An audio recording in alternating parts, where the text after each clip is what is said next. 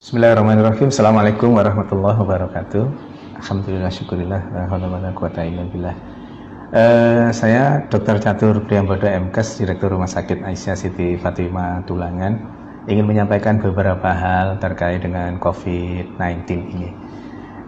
Yang lagi marak ramai saat ini adalah terkait dengan disebut positif corona. Ya.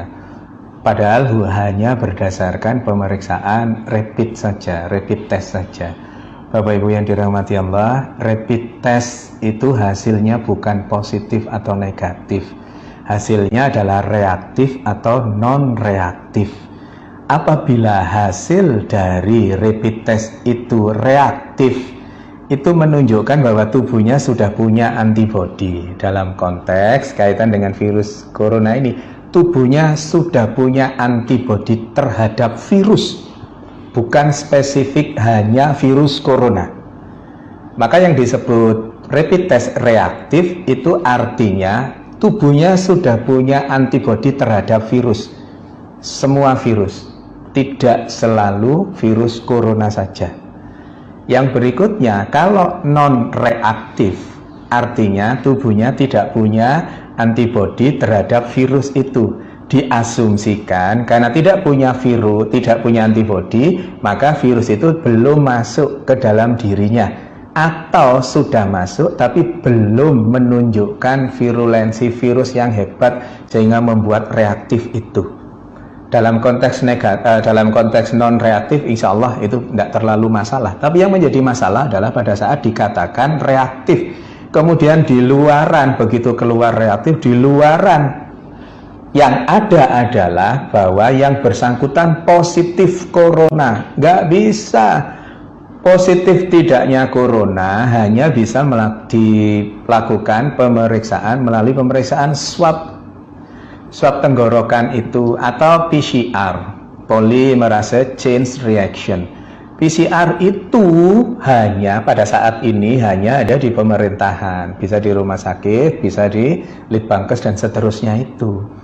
Maka selama belum ada pemeriksaan PCR, jangan pernah mengatakan seseorang itu positif atau negatif virus corona. Karena apa? Karena efeknya sangat dahsyat.